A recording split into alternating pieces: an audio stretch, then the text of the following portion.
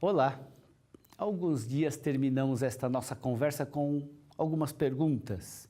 No que consiste o serviço do magistério na igreja? Hoje gostaria de responder brevemente a essa pergunta e a outras.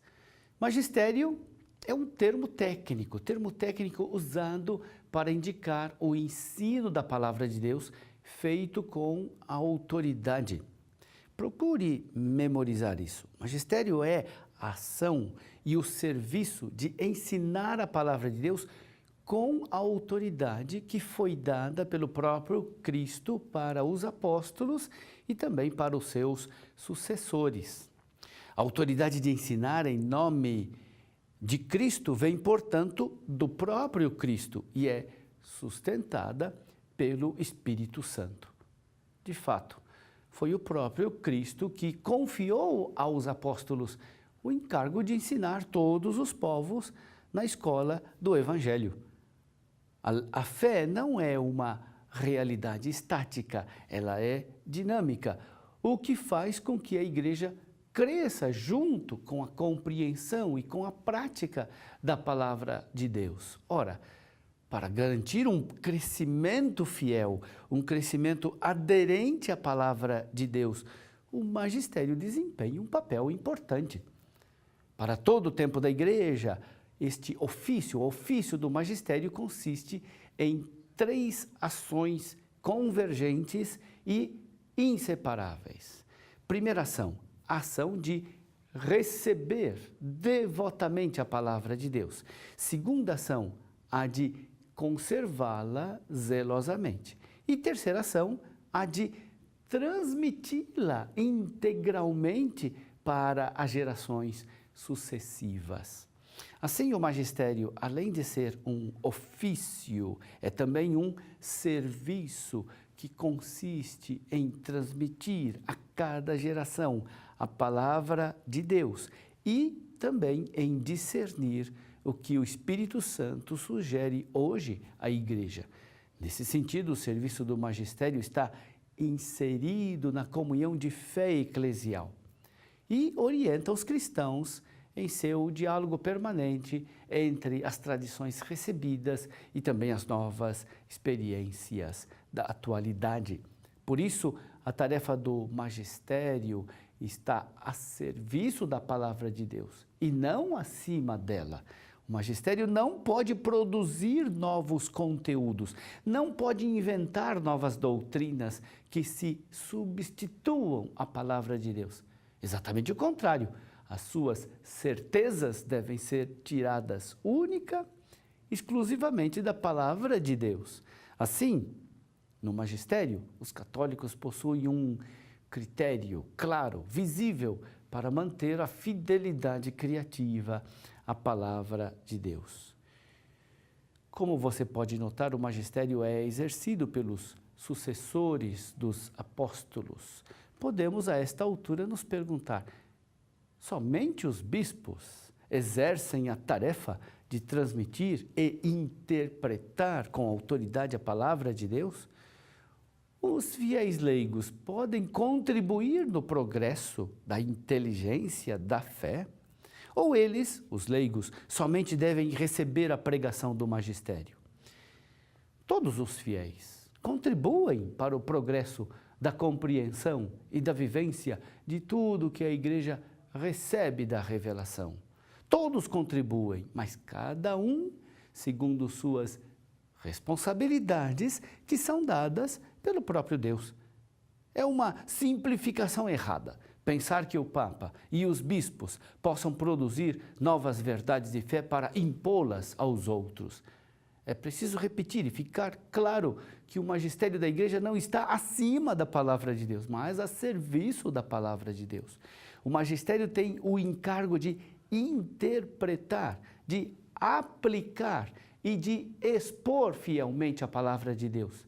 Mas o magistério do Papa e dos bispos não pode, não deve e não quer inventar novas verdades de fé. Os dogmas que o magistério, vez ou outra, proclama, não são uma criação de uma nova verdade de fé. Pelo contrário, ao proclamar um dogma, o magistério somente reconhece que tal verdade está contida na palavra de Deus e também na tradição apostólica. Para proclamar um dogma, o magistério deve constatar a fé concorde de toda a igreja. Dessa maneira, dizer que o Papa ensina com autoridade não significa dizer que ele seja a origem ou a fonte da fé.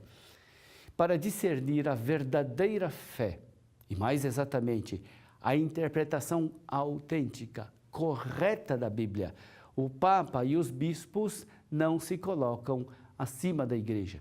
No exercício de sua autoridade, o magistério recorre também ao senso sobrenatural da fé. Essa expressão, senso sobrenatural da fé, indica uma certa consulta espiritual democrática da fé e da prática da igreja toda, desde o bispo até o último dos fiéis. O senso da fé pode ser comparado a um sexto sentido que brota da fé e diz respeito a tudo o que se refere a esta mesma fé. Este sexto sentido sobrenatural permite a todo o povo cristão julgar quase instintivamente as realidades relacionadas à fé.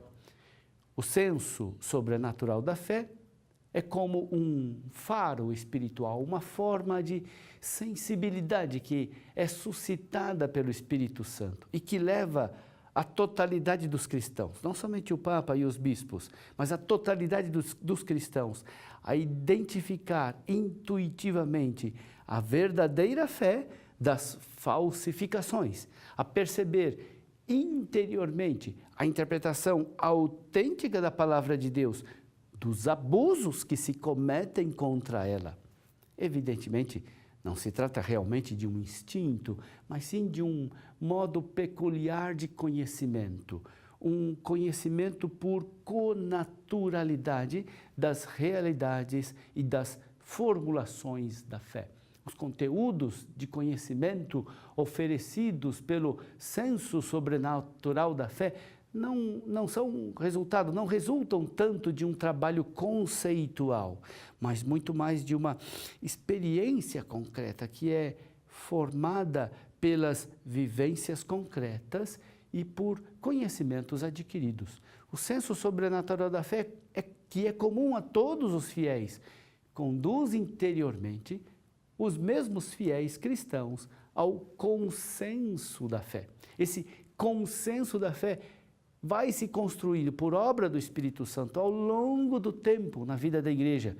Por isso pode acontecer que num dado momento histórico, uma verdade se apresente com tal clareza a ponto de poder ser definida dogmaticamente, ser proclamado como um dogma.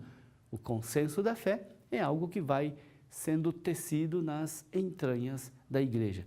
Um exemplo desse processo interior, espiritual, do senso sobrenatural da fé, que conduz a igreja a um consenso da fé, foi a declaração do dogma da Assunção de Maria. Depois de ter consultado amplamente as dioceses do mundo todo e depois de ter constatado um consenso universal a respeito da fé na Assunção de Nossa Senhora, Pio XII proclamou esse dogma solenemente no ano de 1950. Por hoje é só. Receba de Deus a bênção. Em nome do Pai, e do Filho, e do Espírito Santo. Amém.